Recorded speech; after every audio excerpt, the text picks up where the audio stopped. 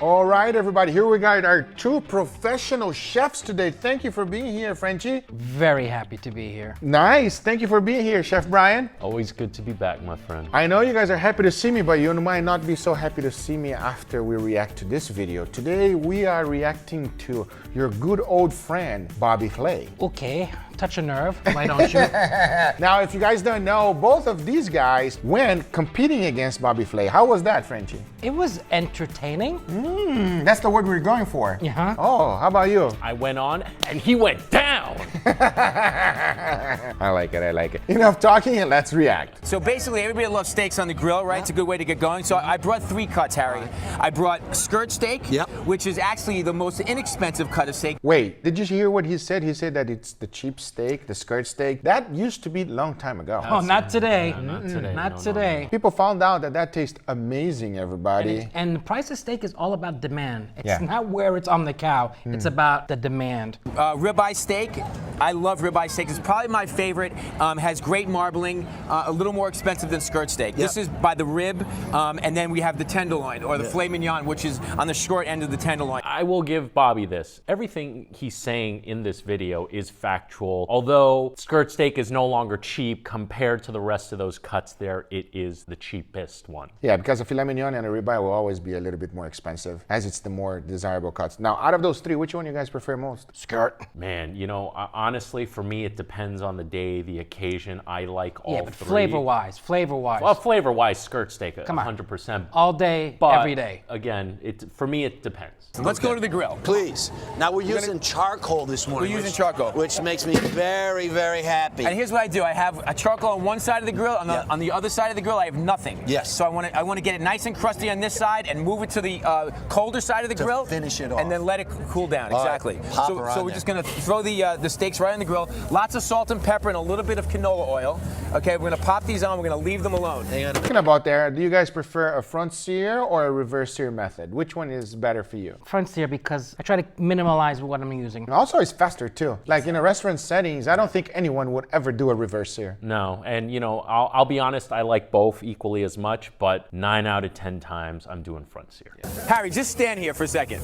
Harry, stand here for a second. Okay, first of all, you'll never ever see this again. But here's a really good picture of a guy who thinks he can grill. What's the first thing you're gonna do? Wow! Whoa, Bobby Flay throwing down already. Yo, we were supposed to be roasting him. I didn't know you was roasting the guy. Yeah, that's kind of a move right there. That's not nice. I don't think he was prepared too on that face frame. Look at his face. Lots of guys who like to grill, what do they like to do? They like to grill. flip. They want to flip it, flip it, flip it. That's the first mistake you make. I disagree with that. What? Yes, you have to leave it there for a little bit. You don't flip it immediately. But after you take a sneak peek at it and you flip it once, flip it as many times as you need to so that you finish the nice crust. I'm with you, Guga. You know, I used to be of that mindset, don't touch it. I do agree that you let it sit at the beginning. But if you really want a consistent crust across your steak, you'll see it in every single one of Guga's videos. He's consistently moving the steak from the hot grill, because just like Bobby did here, he had the charcoal on one section. I agree with that. But you'll see Guga flips the grill grate around so that the grill grate doesn't burn the steak anymore, and you're focusing on the charcoal giving you the sear versus the grill grate burning the steak. Here's what we're gonna do. We have some skirt steak here, and now the most important thing about skirt steak, Harry, is when it's cooked, is you want to cut it against the grain. Always. Okay, it's very, very important. So you see the grain going this way? Yep. So we're gonna cut it this way, all right? Look at that. Is that overcooked or what? A little bit overcooked. Just you can tell just by the texture. Oftentimes, and this takes some practice, you can even tell how cooked a steak is just by looking at it, but also how it moves. And you can see when he's cutting it, there's no flex, there's no give to that steak, which At is all, a sign Brian. at all, which is a sign that it's probably cooked to death. Yeah, it is cooked to death. Is I made some chimichurri sauce, which is an Argentinian sauce. It's like an herb sauce that has like a little bit of parsley and some paprika. It's like an herbaceous olive oil, garlicky, just vinaigrette that you just put right on top of the skirt steak. You want to give a little taste? Quit talking. Okay, here you go. All right, maybe. Just put a little chimichurri on there, Harry, and that's. Yeah, that steak has zero give to it. That's a dun dun dun dun dun dun dun dun dun dun dun. for the ribeye steak, what I did was I took some of this spice rub, just a bunch of different spices, okay? And you can buy your own spice at the store, obviously. Or make your own. Or make your own. Or you can get the Bobby Flay brand, of course. Talking about that, we got the Guga's rub available, everybody. Yes. Has a little bit of chipotle, some smoked jalapenos, and some mustard and some honey. Right. Okay, and then you just want to slice this up as well. Now, don't forget, you want to make sure that this rests. Right. Oh, that's like medium to medium well. At least on one side. Looks like medium on one side, and Yeah. definitely well done on the other side. Maybe that's the way he likes his steaks, no? Maybe. I guess he likes it. All right, here we go. Oh man! Oh, because it's got the sweet. It's got with the sweet heat. and the heat. Sweet and the heat. Bring in the sweet and the heat, Harry. Woo, woo, woo. All right, what's next? Last thing. Now the filet's the most expensive, so we want to stretch it out a little bit. Right. Stretch it out. When you are having a filet, it is about the luxury, it is about indulgence. You do not stretch out a filet. So there you go. 3 cuts of meat: skirt steak, ribeye steak, filet. All the recipes are on the website, cbs.com, and all that business. Way to go, bud. You're the man, Harry. Thanks, pal. All right. All right, next up. Now he partnered up here with Rachael Ray. Wow. What Rachel what a Ray. stretch. Oh, I know you reviewed a lot of stuff with Rachael Ray. I've reacted to many Rachael Ray videos, and I'll let Frenchie take this one away. No. We're good. All right, Bobby Flay and Rachael Ray partner up to cook some steaks. Let's see what happens. I literally have to see her in a couple of weeks. Oh boy. Now, taking your steaks out, here's the other thing, Rachel, I think that a lot of home cooks do. I think that home cooks, for the most part, not everybody, of course, overcook things. They leave things in the pan or in the oven longer because they want to make sure that they're done. Do you agree on that statement? I would say overall, yeah, I'd agree with that. Yeah. They want to be extra safe. That's the first biggest mistake, is overcooking it. So, for a steak that's medium rare, okay, where can I put this? Right there on the here. trivet. Perfect. Oh, this looks so good. Gorgeous. Give me some cream spinach and some potatoes and Right? a glass of red wine, and I'm finished. That's it. That's all I'm daydreaming about.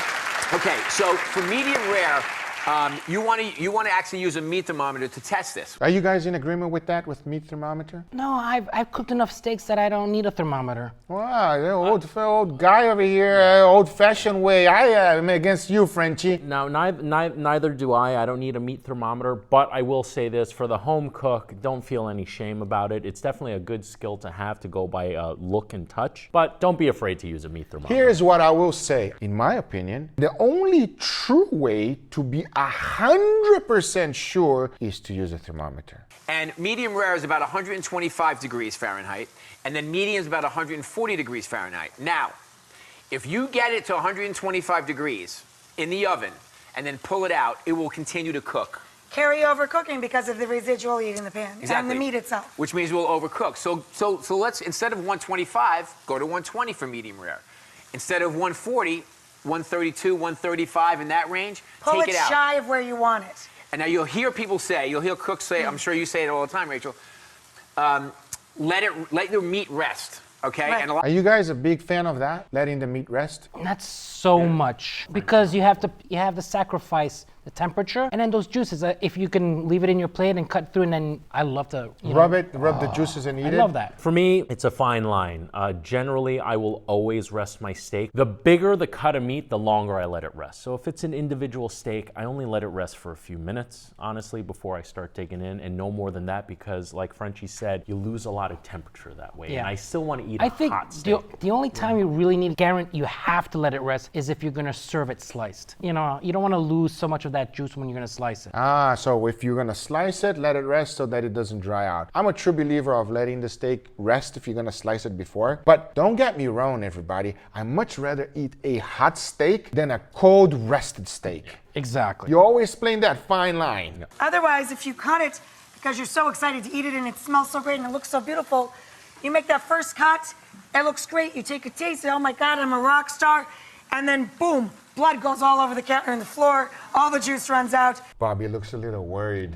Did you see his face? He's like, wait a sec. He checked that thermometer 3 times. See here, this one, I don't know if you guys can see this. This is 137 and 138. That's not 137, 138. No. It's not the same numbers we're looking. First of all, he started this video with every problem a home cook has is overcooking. And then he's like, medium rare is 125. It's 141.9. Do you smell that? Bullshit. The bullshit. I will say this is why I enjoy the YouTube space so much, because I just personally feel there's a lot more authenticity behind it. You know, this was a different time. It's clearly an older video. It was a different time of food television production. It hasn't aged well. And it hasn't aged well. But anyway, guys, these are the results. I hope you guys enjoyed this video. Make sure you go check out Chef Brian's channel. We'll be on the link on the description. If you have not gone to New York's top restaurant, go check out Frenchie's restaurant. It will be on the link on the description. All their information will be there. I hope you guys enjoyed this video. Hit that thumbs up. If you're not a subscriber, be sure to subscribe. And we'll see you guys on the next one. Take care, everybody. Bye-bye.